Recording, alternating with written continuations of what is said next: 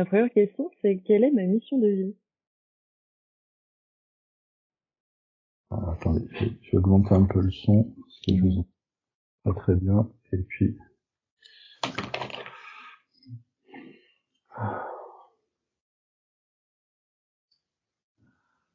alors, je vois tout d'abord les, les guides qui se présentent, qui font une corolle autour de vous. Je vous vois, vous, à peu près faire, je sais pas, 3-4 centimètres. Et je vois un puits de lumière qui descend sur vous. Euh, Parce que des fois, il faut un peu le temps que ça se mette en place et j'ai pas forcément la réponse tout de suite. Il y a aussi des fois où il y a vous posez une question et j'ai pas forcément la réponse tout de suite, elle peut venir après, ou les Mhm. questions viennent pas parce que c'est pas forcément le bon moment pour vous. Enfin, Ok, voilà, donc d'accord. là, ça se met en place. Euh, ok, je vous souhaite la bienvenue. Alors, on va commencer par autre chose, une autre question, parce que là, voilà, je vous souhaite la bienvenue. Ils Ok, sont là, il y a le rayon lumineux. ok. Bah, je vais commencer sur un autre sujet du coup. J'ai une question. Pourquoi j'ai choisi mes parents? Pourquoi vous choisissez les parents? Ça fait partie de votre contrat d'âme. Ce sont des âmes que vous connaissez, vos parents, avec lesquels vous avez déjà eu, vous avez des liens, et vous avez déjà eu des vies antérieures.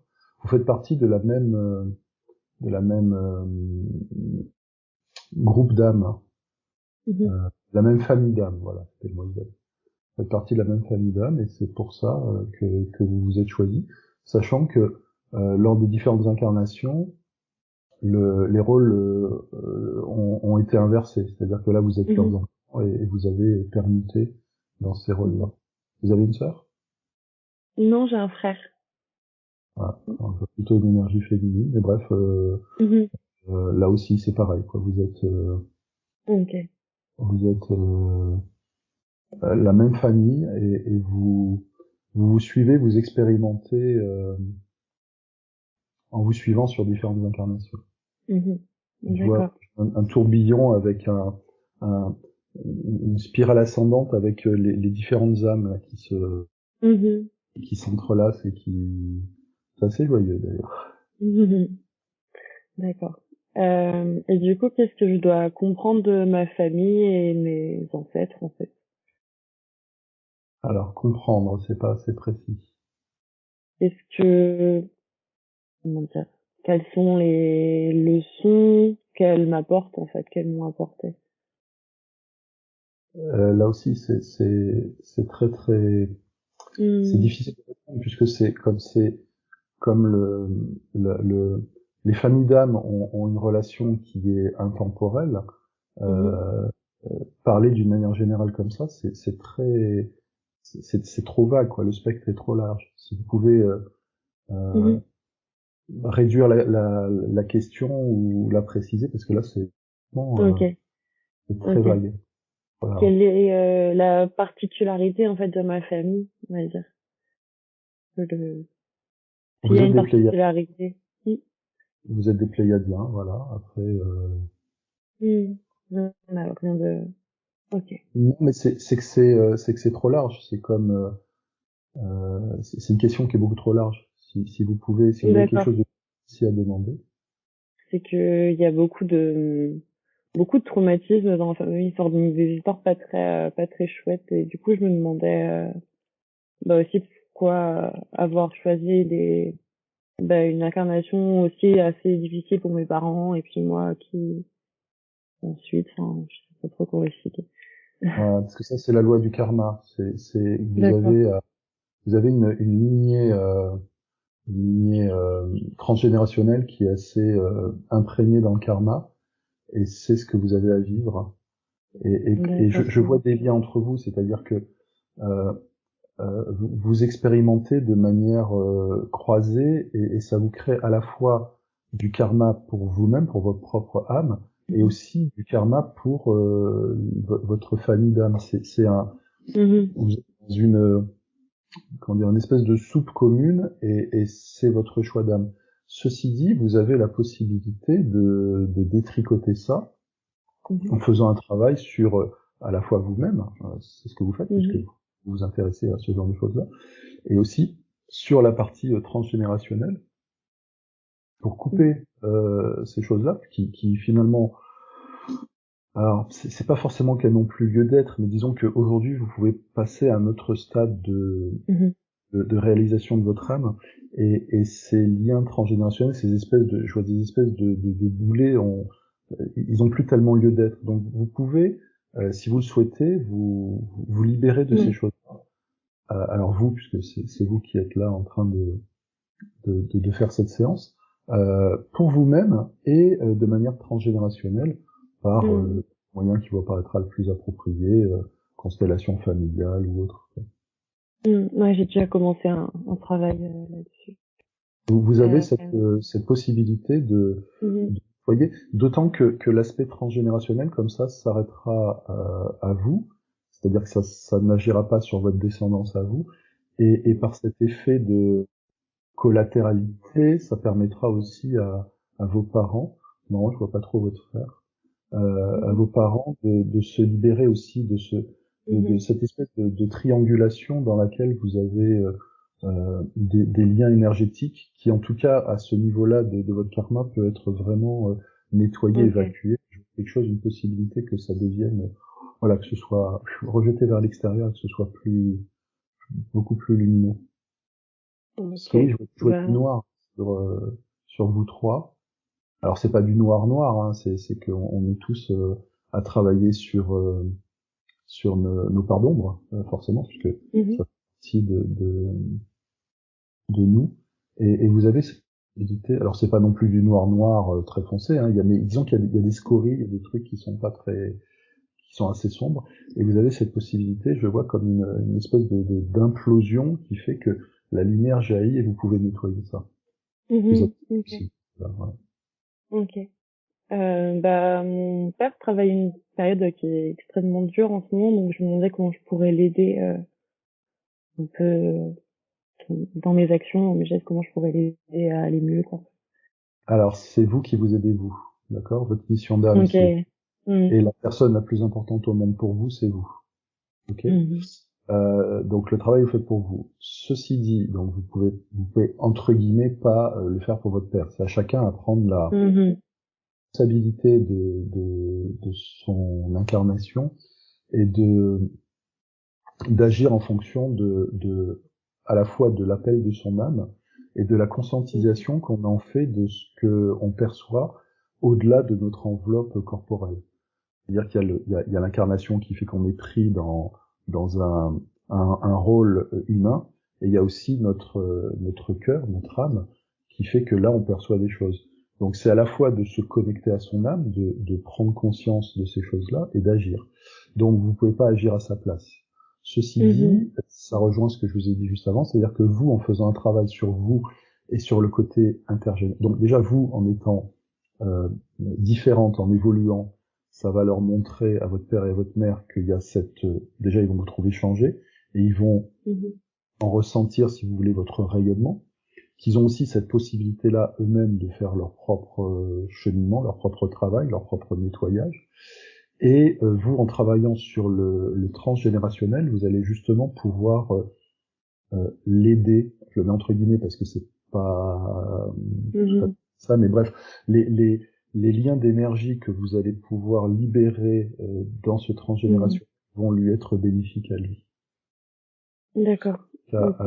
À la jambe, aux jambes, il a un truc aux jambes, Non, bah, non? peut-être, mais non, mes parents sont séparés depuis même pas un an, donc c'est très dur pour mon père, là. En fait, ce que je vois, c'est que je vois votre papa avec le haut du corps qui est plutôt lumineux et le bas qui est Ouais. plus sombre dans Je- ses jambes, et avec plus sur la jambe droite, parce que dans le côté droit, c'est le côté masculin, le côté gauche, c'est le côté féminin. Ouais. Ouais. Et je vois le bas de son corps. Alors c'est à peu près l'entièreté de sa jambe droite et les trois quarts de sa jambe Mhm. gauche, qui sont sombres et qui sont plombés, quoi. Ouais. Il y a un manque de communication entre sa partie supérieure du corps qui est plus joyeuse, plus colorée, plus lumineuse, et le Mhm. bas qui est plus dur, plus sombre, un Ouais. peu une statue de bronze, là où on voit Mhm. Mhm. c'est figé et Ouais, il n'arrive pas à bouger. voilà, c'est ça. Il bouger, à se mettre en mouvement. Ouais, Le haut vraiment. du corps a envie de bouger, mais le bas du corps il bouge pas. Et c'est vraiment comme une statue. Ouais, Mhm. c'est figé. Ok, ouais. Ça correspond bien, ouais. Aussi, bah, du coup, dans tous ces un peu liens transgénérationnels qui peuvent être un peu pesants, est-ce qu'il y en a un qui m'affecte particulièrement moi personnellement? Qui vous affecte plus particulièrement, c'est-à-dire. Qu'est-ce qui, bah, enfin, un blocage que je pourrais avoir dont je serais pas. Mhm. Hum, c'est quelque chose de, comment dire, c'est pas une chose en particulier, c'est plus Mhm. que vous avez euh, alors ça fait partie d'une histoire et il y a plein de sujets. Le propos Mhm. c'est pas tellement de détailler en disant il y a de faire la liste et de dire celui-là est entre guillemets un plus gros caillou que celui-là. C'est vraiment, vous pouvez le traiter dans sa globalité et vous libérer de ça. Mhm. Là, on parle de la Ok. méthode Ho'oponopono, je sais pas si vous connaissez. Ouais, je vois ce que c'est, ouais. Ouais. Et les bonhommes allumettes de Charles. Mhm. Alors, je sais jamais si c'est Jacques Martel ou Charles Martel, Mhm. parce qu'il y en a un Mhm. qui, voilà, le Canadien. Et toutes ces choses-là. Et vous pouvez couper les liens, je dirais, de manière globale. Sans. Et il y a l'archange Michael aussi là qui vient, qui va vous aider dans cette démarche. À vous de le faire, à vous de trouver le moyen, l'outil, l'inspiration qui vous correspond Mhm. et à le formaliser dans l'intention. L'archange Michael viendra pour vous aider à couper tous ces liens-là. Et en faisant ce travail, il se fera de manière globale dans vos liens vis-à-vis de l'âme de votre père et de votre mère. Euh, D'accord. et ça sera pas sujet par sujet. Là, vous êtes en capacité de le faire de manière globale, voilà, Mhm. en une fois, et puis le complet, quoi. Sans rentrer dans le D'accord. détail dans cette vie-là, il Mhm. y a eu ci, il y a eu ça, Ouais, enfin voilà. d'accord. Donc, Ok. mais bref, c'est pas le propos, si vous voulez, parce que je vois que Mhm. vous avez eu des rivalités à tour de rôle, vous vous êtes Mhm. la vie les uns les autres, mais bref, on n'en est plus pour Mhm. rentrer dans le détail. Là, vous avez cette capacité de faire un travail et de vraiment de couper tous ces liens-là, ce qui va vous libérer vous, qui va leur apporter à votre père et à votre mère du mieux-être. Et après, à chacun d'eux aussi d'aller dans ce travail, s'ils le souhaitent, pour eux-mêmes. D'accord. Ma prochaine question, ça porte sur ma grand-mère paternelle parce que j'ai toujours senti un lien très fort avec elle, mais je l'ai jamais connue. Du coup, je me demandais s'il y avait un lien particulier, si elle était avec moi ou quelque chose comme ça. Oui. Là, je la vois, elle est au-dessus de votre père. Alors, c'est marrant, elle a, Mhm. elle a une grande marguerite à la main pour vous. Elle a Ouais. une canne. Je vois une personne assez euh, voûtée par les âges. Elle a un tablier marron et elle vous salue, elle vous embrasse du cœur. Ok. Bon, bah, Et chouette. oui, elle est là et, et elle fait partie de votre entourage et de vos guides. Ouais. D'accord. Ok. Qu'est-ce que je pourrais poser? Est-ce que ça vaut le coup de poser des questions un peu par, enfin, par blocage ou par question qu'on a par sujet, on va dire? Allez-y, allez-y, allez-y. Ouais. C'est comme vous le sentez. Parce que ouais, du coup, donc cette grand-mère-là et d'autres personnes avant elle ont eu des folies mentales et enfin elles ont fini en hôpital psychiatrique. Du coup, je me demandais qu'est-ce que ça m'impactait dans ma vie actuelle, est-ce que j'avais ainsi un travail à faire par rapport à ça, dans un transgénérationnel par exemple, des choses comme ça. Oui, alors en travaillant sur le transgénérationnel avec votre papa, ça va Ok, régler ça. ouais. Après, je vois plusieurs choses dans cette lignée là, du côté de votre papa. Mhm. Il y a comment dire, il y a effectivement des choses qui sont avérées, Mhm. comme par exemple, que je vous dis, je vous vois votre grand-mère avec une canne et je vois un côté boiteux. Mhm. Euh, donc ça, il y a un côté euh, comment dire, dans la matière, dans son incarnation, dans son corps, qui a fait qu'il y a eu des choses qui ont été euh, perturbées Mhm. et qu'elle a porté. Je veux dire, son corps a réagi par rapport à des traumatismes. Mhm. Et en même temps, je vois aussi dans cette lignée que il y a à la fois le côté que les Bretons étaient déconsidérés par d'autres, enfin par disons simplement par le pouvoir central parisien, voilà, simple, et que c'était assez facile pour eux de dire que dès qu'il y avait quelqu'un qui avait un pouvoir ou des capacités, que c'était une sorcière, que c'était un brigand, un ceci, un cela, et donc très facilement, il y a des personnes de votre lignée du côté des Tuapas qui ont été accusées de maux injustement entre guillemets, et au contraire qui eux possédaient un côté druidique et de connexion avec la nature qui leur permettait d'être entourés de tout, je vois là, en brocéliande, de tout ce côté voilà qu'on connaît avec Merlin et compagnie, cette connexion avec la nature, avec les plantes, et ils étaient de vrais comment dire, de vrais alchimistes à préparer des potions, etc. Donc il y a vraiment les deux aspects. Il y a un aspect, oui, qui est avéré, où il y a une problématique de lignée physique. Alors je vois plus physique que mentale, et ce côté où on les a accusés à tort facilement et rapidement parce que ils étaient en dehors de la norme et ils dérangeaient par leur capacité de pouvoir. Non, je le sentais, je le savais d'une certaine manière, je sais pas pourquoi, mais ouais. Est-ce qu'il y a d'autres blessures Alors dans la famille liées vous, je vous vois héritière de cette lignée-là, avec cette connexion à la nature. Je vois des fleurs et tout. Enfin, vous avez, si vous le souhaitez, cette capacité à dialoguer avec la nature. Alors la nature végétale, animale. Vous pouvez justement demander, si vous le souhaitez, à votre grand-mère de vous aider, de vous accompagner par rapport à cette connexion et à cette capacité à pouvoir dialoguer, échanger avec la nature au sens large. Donc le minéral, le végétal et l'animal. Ok, super. Bah, du coup, je lui demande si, je demande pas si c'est possible. Elle vous dit avec grand plaisir. Trop chouette. Du coup, est-ce qu'il y aurait d'autres blessures qui sont liées à la solitude dans mes... Parce que mais aussi, moi, j'ai beaucoup souffert de la solitude quand j'étais ado, et mon père et mon frère ont aussi beaucoup ce schéma-là, l'isolement, quoi. Alors juste la question, c'est quoi? Donc l'isolement, ok, j'ai capté. Et la Est-ce question, qu'il y a des, en fait, est-ce qu'il y a des blessures dans la famille par rapport à la solitude, l'isolement, quoi? je vois oui, du repliement, de la, comment dire, une attitude de se replier sur soi-même. Ouais. Une forme de rejet d'autres personnes.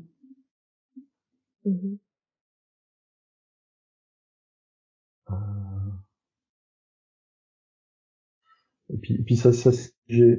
Mais bref, enfin, le fait que ça soit figé, pour moi, c'est quelque chose, ça devient une image, une photographie, une image, et ça s'est figé. Ça veut dire que là encore, vous pouvez en faire ce que vous voulez. C'est-à-dire que vous pouvez, comme chacune des expériences de vie qu'on vit, hein, il y a des expériences qui sont agréables, des expériences qui sont pas agréables. Et en fait, chacune des expériences dans notre incarnation est là pour nous apporter un éclairage, une connaissance, une expérience. Il y a toujours quelque chose à en tirer. Et en fait, par rapport à cette expérience négative de solitude, de repliement, il y a deux attitudes possibles. Soit vous pouvez vous rester dedans, c'est-à-dire vous dire, alors je force un peu le trait, mais c'est pour que vous compreniez bien. Soit vous pouvez vous dire, le monde entier m'en veut, ils sont pas cool, etc., etc. Et c'est un cheminement qui va se faire jusqu'au moment où vous pouvez passer à la deuxième attitude, que de dire, ok, j'ai vécu ça, soit c'était pas un moment agréable, en même temps ça fait partie de mon chemin de vie, et je vois quelque chose, il y a toujours des choses à en tirer, puis après on peut passer à autre chose. Et donc, je vois que à côté de cette image-là qui est figée, je vois qu'à côté c'est beaucoup plus lumineux, beaucoup plus vivant. Donc vous pouvez tirer de cette expérience une force intérieure qui fait que vous débrouillez toute seule, c'est-à-dire que vous avez eu l'expérience d'être mise à faire tout toute seule, ce qui fait qu'aujourd'hui, ça vous donne cette force intérieure que vous pouvez mettre à profit pour vous dire que vous êtes solide, vous êtes ancré et vous Mhm. avez besoin de personne, hein, Harley Davidson, pour aller sur le chemin de la vie. Ok, super. Voilà. Donc c'est à vous en fait de décider. Et je pense que là vous êtes plus sur le côté lumineux, c'est-à-dire dire ok, Mhm. j'ai vécu des choses pas cool dans ma vie. Maintenant aujourd'hui ça me sert Mhm. pour aller. J'en tire les leçons de l'expérience, même si c'est pas tout Mhm. à fait le truc exact, mais cette expérience me permet maintenant d'aller vers autre chose et me sert pour euh, mon avenir, mon futur. Je m'en Ok, sers comme un levier pour pouvoir aller maintenant embellir ma vie. ok, ok. Du coup, je voudrais partir sur mon rapport Alors aux autres et... juste excusez-moi un truc là, par rapport à votre première question qui était votre mission, ça revient là votre Ok, connexion avec la nature.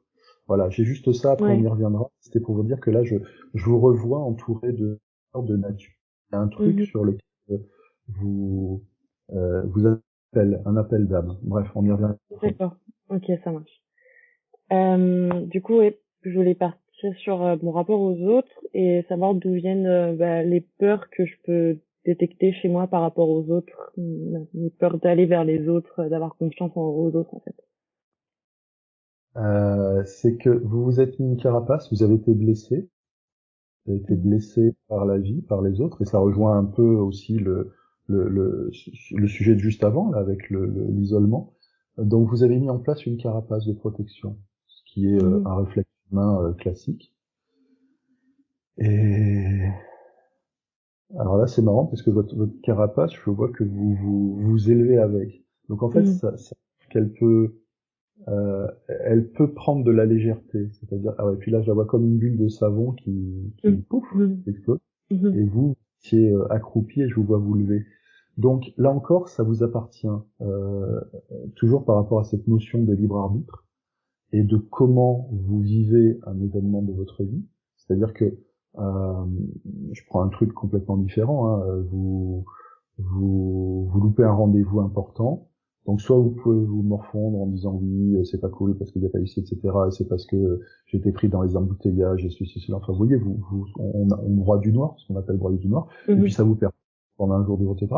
Soit vous pouvez dire, bah ok, bon bah voilà, j'ai loupé le rendez-vous, c'est pas grave, je vais reprendre un rendez-vous, je vais voir comment je peux faire, et puis voilà. Vous voyez, donc il y a deux attitudes possibles toujours par rapport à un Mhm. événement qui est pas forcément plaisant.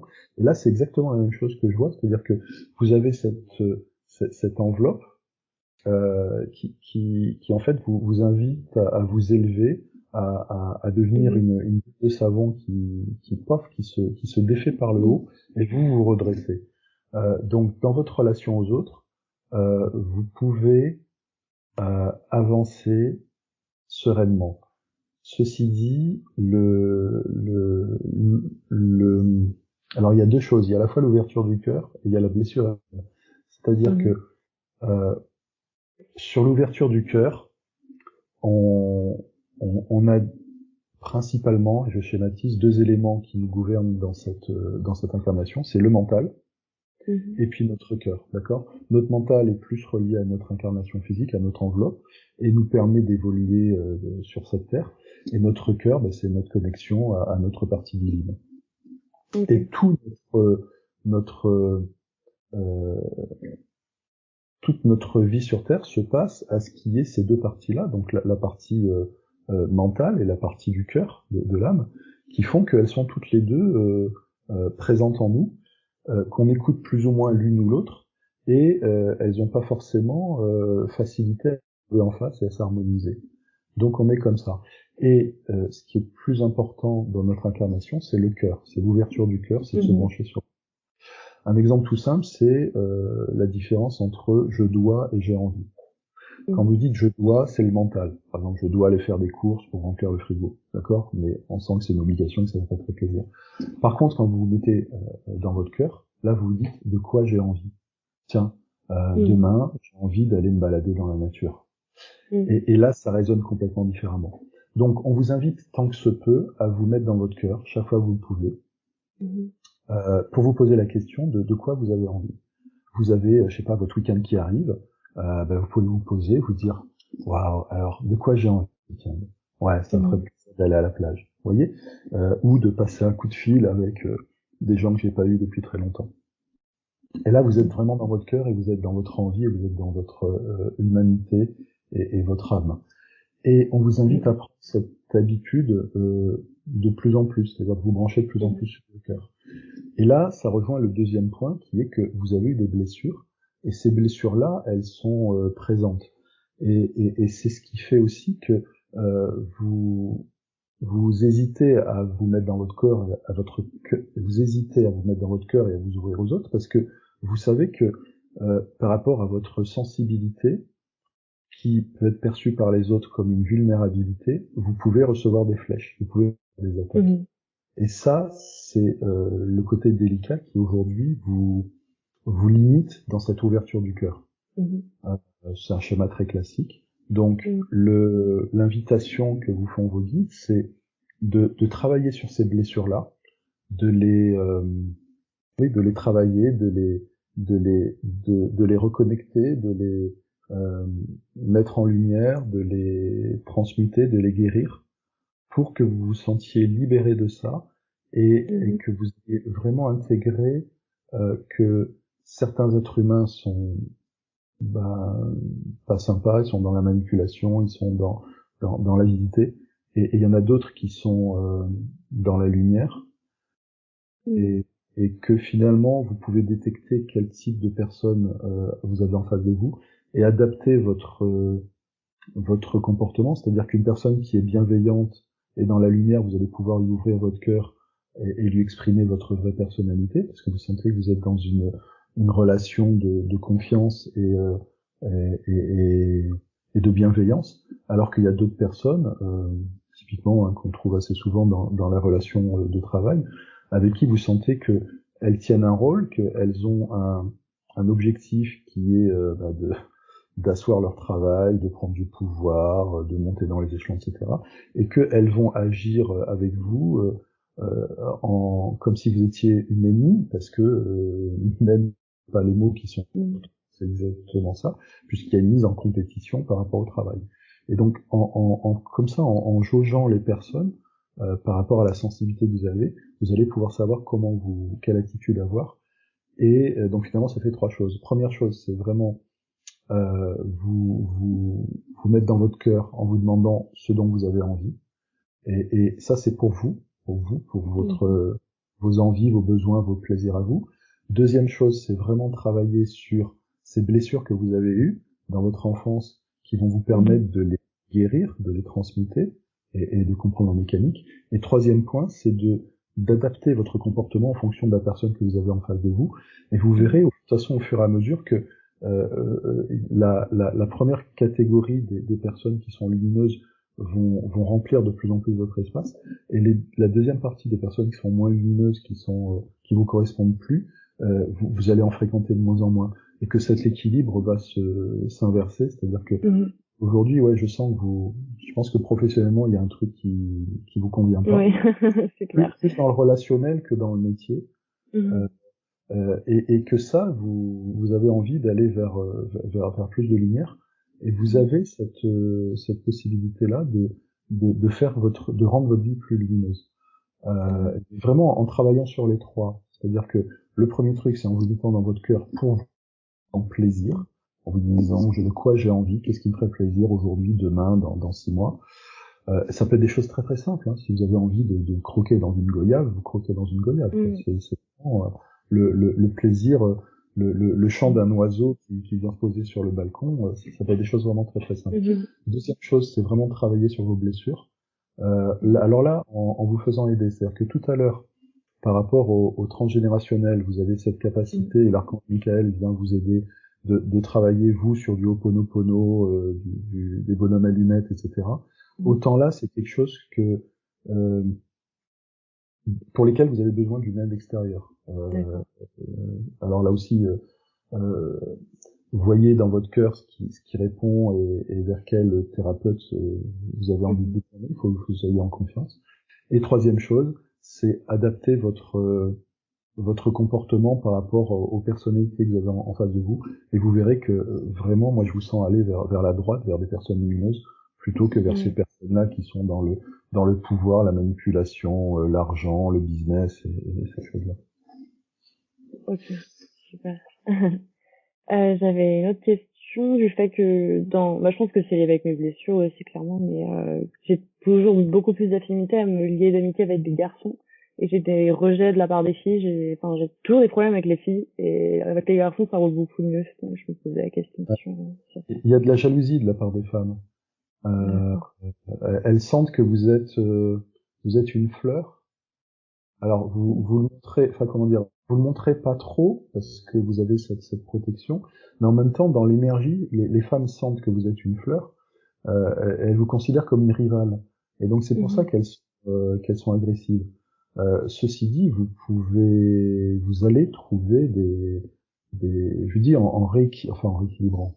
Encore une fois, vous avez le libre arbitre, c'est vous avez cette capacité en vous mettant plus dans votre cœur et en percevant les personnes qui sont en face de vous, cette capacité à établir une relation qui sera plus douce, plus apaisée, que ce soit avec la jante masculine et la jante féminine. Et effectivement, il y a c'est de la jalousie en fait, jalousie de la part D'accord. de ces femmes, parce qu'elles sentent que vous avez je vois de la poudre magique. Il y a quelque chose de magique en vous qui fait que même si c'est pas révélé en vous pour le moment, elles le perçoivent et elles sentent que vous êtes un danger pour elles, parce que le jour où vous allez éclore, voilà, elles se sentent en danger par rapport à ça. Bon, voilà. D'accord. Et du coup ce dont je dois attendre pour éclore justement, donc c'est me connecter à mon cœur et faire les choses dont j'ai envie, ce dont on Alors, a parlé. vous m'avez dit Ce vers quoi, du coup, je pourrais tendre, donc justement éclore et devenir alors, au début, moi-même au c'était je final. dois. Au début, vous m'avez dit je Ouais, tente. Là, c'est je ouais, pourrais. C'est du conditionnel. oui. Donc, alors, encore une fois, il y a pas d'obligation. Vous avez votre libre arbitre. C'est à vous de faire ce que vous voulez. Là, ce sont des conseils des guides. Vous le faites comme vous le D'accord. sentez. Ça peut être maintenant, ça peut être dans 6 mois, dans 10 ans. Il y a vraiment aucune obligation. Ce sont juste là des informations qui sont liées à votre cœur, à votre âme. Après, vous faites ce que vous voulez. Donc à vous si vous dites je dois, non, ça le fera Oui, pas. oui, d'accord. C'est vraiment quelque chose qui est dans votre cœur. Et je pourrais, oui, ça veut dire, pour moi, c'est plus du conditionnel. Vous avez cette capacité, cette lumière en vous, il- et vous pouvez la déclencher entre guillemets quand vous voulez, mais sous-tendu d'abord. Alors voilà, je reformule.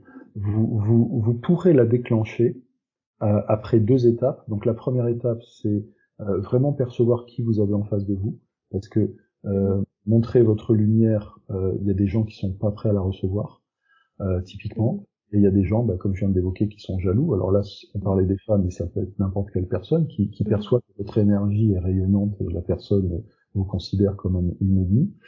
Et deuxièmement, ça sera vraiment d'abord de travailler sur vos propres blessures. C'est-à-dire que avant d'aller vous vers l'extérieur, travaillez votre intérieur. Travaillez votre amour pour vous-même, travaillez votre magnificence, votre beauté. Allez à la rencontre des parts sombres de vous-même, de vos blessures, de tout ce qui vous dérange. Et après, il sera temps pour vous d'aller vers l'extérieur et de rayonner ça. Ok, Voilà. d'accord. Alors après, je peux pas vous donner le temps, parce que je sens que c'est un truc sous-jacent, parce que d'une part, la notion d'espace-temps pour nous là-haut est différente. Et après, il y a besoin pour vous, dans votre incarnation, d'un temps d'intégration. C'est-à-dire que quand vous faites... Donc déjà, c'est à vous à faire le travail. Hein, il y a pas que les guides. D'ailleurs, on fera un soin tout à l'heure pour vous.